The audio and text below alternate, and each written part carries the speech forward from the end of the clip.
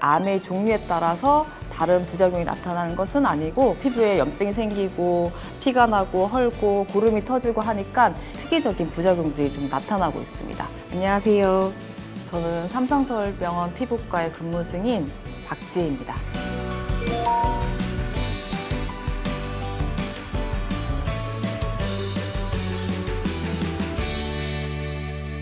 암 환자는 일단 피부 장벽 자체가 건강하지 않다는 겁니다. 최전선의 방어막 같은 건데 벽돌이랑 시멘트로 꽉 짜여져 있어서 안에 있는 수분은 빠져나가지 않고 밖에 있는 이제 병균이라든지 세균 같은 것들은 안으로 못 들어오게 되어 있는데 이게 이렇게 느슨해져 있는 상황이기 때문에 이 틈 사이로 세균 감염도 쉽고 그리고 안에 있는 수분도 빨리 빠져나가고 극도의 건조감을 느끼기도 하고 농포가 생기거나 고름집이 생기거나 하기도 쉽고 하는 문제가 있어서 일단은 근본적으로는 좀 차이가 있다. 피부에 민감한 영향을 주는 암 종류가 있지는 않고 어떤 항암제를 사용하느냐에 따라서 거기에 특이한 부작용들이 나타나게 되어 있는데 고전적 항암제는 세포 독성 항암제라고 해서 이제 빨리 자라는 세포 자체에 다 영향을 주기 때문에 항암하면 머리가 빠지는 탈모 증상을 겪는다든지 피부가 건조해진다든지 그리고 손발톱이 간혹 빠지거나 색깔 변화가 일어나거나 손발바닥에 색소 침착 같은 것들이 생기거나 하는 부작용들이 있었고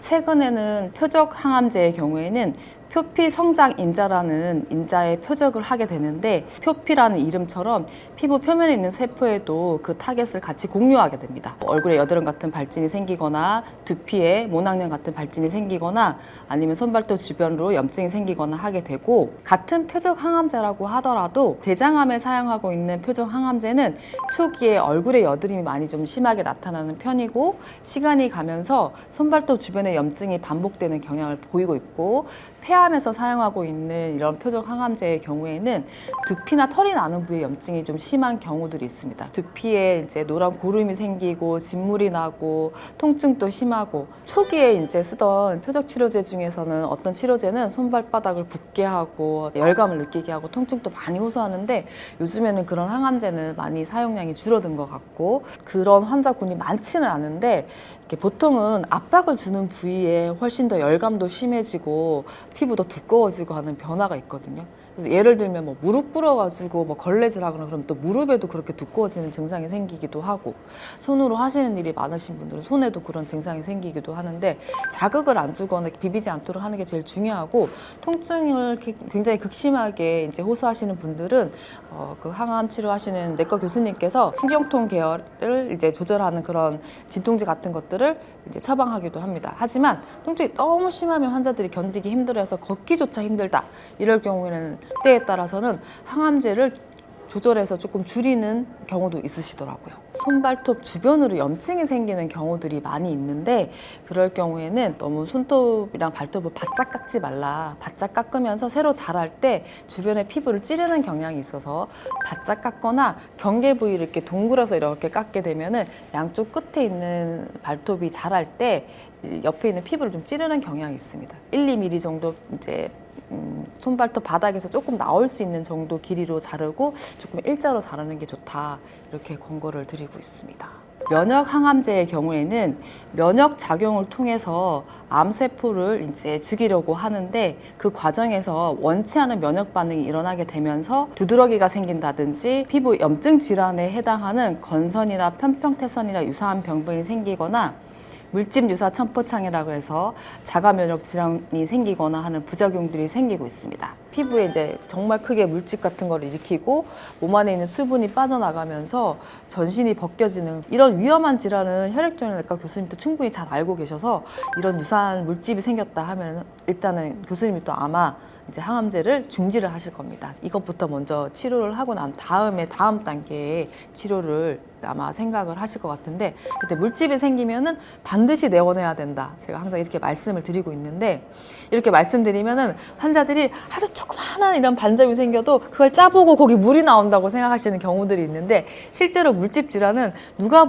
봐도 이렇게 물이 차 있는 물집 질환이거든요. 최소한 1cm 이상은 되는 그런 물집이 생겨야지 물집 질환이라고 말할 수 있습니다.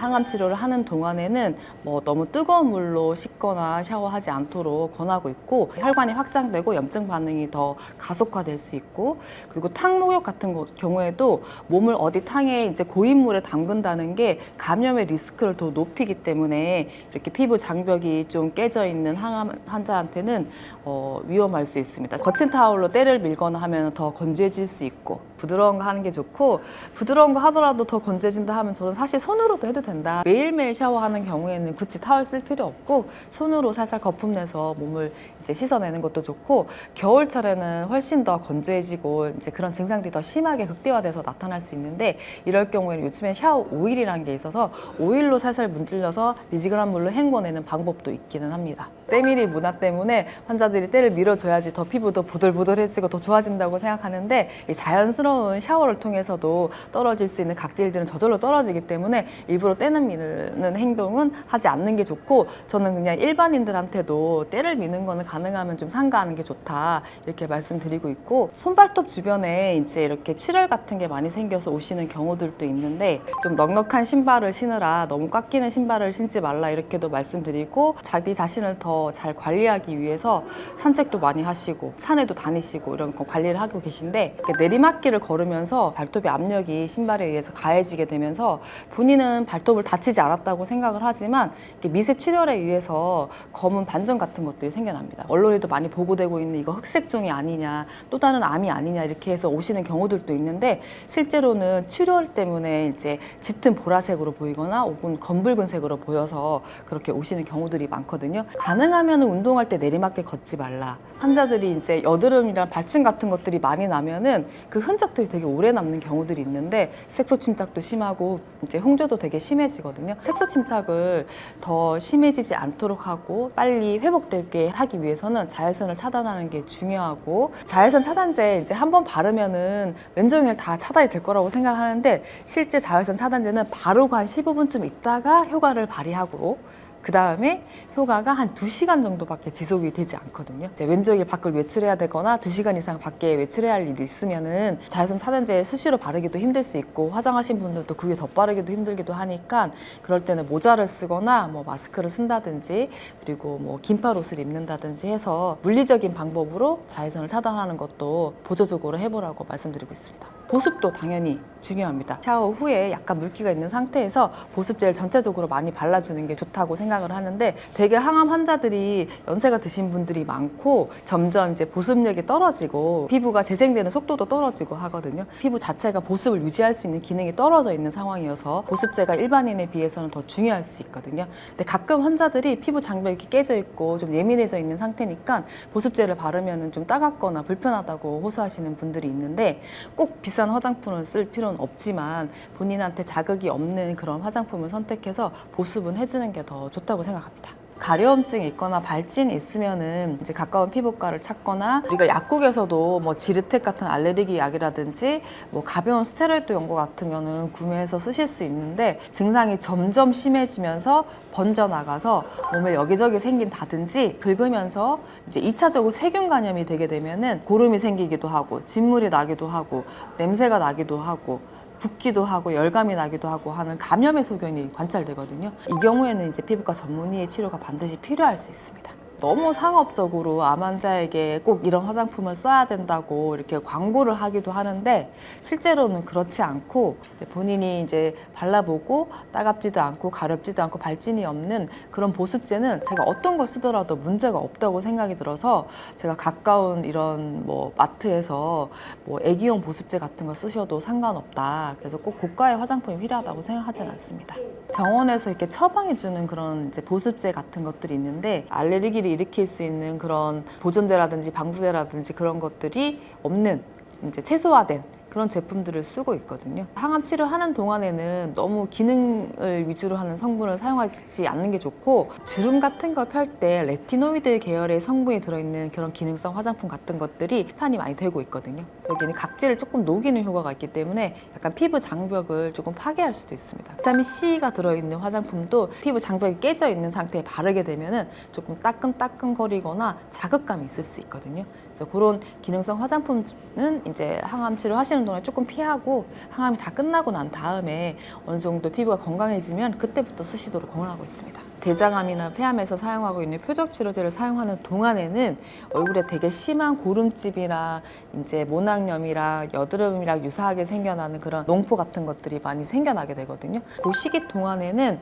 뭐 자외선 차단제를 바르기보다는 마스크를 좀 쓴다든지, 여성들이 주로 사용하는 뭐 파운데이션이라든지 뭐 파우더라든지 이런 거는 입자가 되게 크기 때문에 크게 문제를 일으키진 않지만, 화장을 하게 되면 우리가 또 지울 때 너무 많이 이렇게 클렌징을 하게 되고 손을 많이 대게 되잖아요. 악순환이 또 반복될 수가 있어서 심한 시기 동안에는 저는 화장은 조금 자제하면 좋겠다 이렇게 생각을 하고 있습니다. 항암이 끝났는데 이거 좀 치료 레이저 해도 되느냐 뭐 이런 거 많이 물어보시는데, 항암이 끝났는데 내가 계속적으로 얼굴이 많이 붉어져 있고 각질도 일어나고 뭐 트러블이 계속 반복되는 상황이라면은 조금 기다려 보라고 얘기를 하고, 그렇지 않고 나는 완전히 회복이 돼 있고 뭐 보습제도 잘 바를 수 있고 뭐 피부에 트러블도 별로 생기지 않고 다 회복된 것 같다 하면은 이제 원하시는 대로 시술 같은 것들을 해보라고 권하고 있습니다.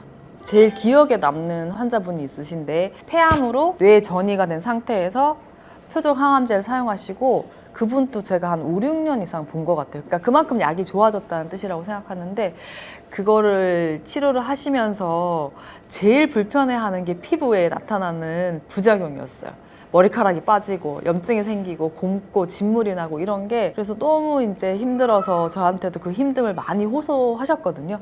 근데 이제 그거를 어느 정도 적응을 해 나가시더라고요. 물론 증상도 조금씩 좋아지기도 했지만 그런 증상이 나타날 수 있다는 거를 조금 받아들이시면서 서로 이렇게 접점을 찾아가면서 약제가 주는 이익이 이 부작용에 비해서 훨씬 더 크기 때문에 그거를 어느 정도 극복해 나가시더라고요. 피부과 의사랑 그다음에 혈액종양내과 교수님이랑 같이 도움을 받아가면서 극복해 나가는 과정이다. 예를 들어서 뭐 갑상선 때문에 수술하면 목에 이제 흉터가 생기는데 노출부에 흉터가 생기니까 또 시술을 하기도 하고 하는데, 흉터도 우리가 관심을 갖고 관리를 하게 되면은 아주 심한 흉터로 진행하는 걸 막을 수 있어서, 눈에 보이는 흉터 같은 것들이 많이 신경이 쓰이시는 분들은 또 피부과를 찾으셔서 흉터 이제 관련된 그런 조언을 받으시면 좋을 것 같다고 생각이 들고, 뭐 우리가 항생제도 많이 쓰게 되고 뭐 진통제도 많이 쓰게 되고 하면서 이런 약제에 의해서 갑자기 두드러기가 생긴다든지 암 수술을 하는 이런 어려운 과정을 겪으면서 환자들이 받는 스트레스가 엄청나거든요. 근데 그런 스트레스도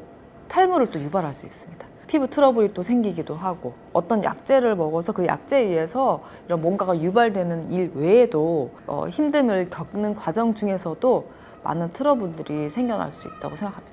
예전에는 이제 그 유방암 치료 후에 방사선을 받게 되면은 피부가 벗겨지기도 하고 막 시커멓게 변하기도 하고 방사선에 의한 피부염이 심하게 나타났는데, 최근에는 그걸 보호하기 위해서 많은 노력들을 하고 있습니다. 그래서 최근에 유방암 때문에 방사선 치료하는 환자분들은 보면은 대부분 피부에 별 문제 없이 잘 지나가는 경우가 많거든요. 근데 얼굴이나 목 같은 경우에는 이 조사량의 차이랑 그다음에 피부 타입의 차이에 따라서 이제 부작용이 좀 심하게 나타나는 경우들이 있습니다. 짓무르기도 하고 피부가 벗겨지기도 하고, 요즘에 나오는 힐라이트라 그래서 피부에 손상을 적게 하고 회복을 조금 촉진시키는 그 라이트 테라피를 한다든지, 아니면은 이제 짓물이 나거나 문제가 생기면은 바로 거기 대체해서 항생제를 쓴다든지, 염증 반응을 줄이기 위해서 뭐 연고 같은 걸 도포를 한다든지, 그리고 집에서 홈케어를 어떻게 해야 한다든지 그런 안내를 드리고 있거든요. 두경부에 방사선 조사량이 많을 경우, 이럴 때는 피부과의 도움을 받으면 흉터 같은 것들이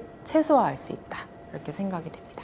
항암 치료를 막 적극적으로 하는 그 기간 동안에는 손발톱도 좀 약해져 있고 이제 피부도 좀 약해져 있는 상황이기 때문에 너무 격렬한 운동은 사실 좀 피하는 게 좋다고 생각이 들거든요.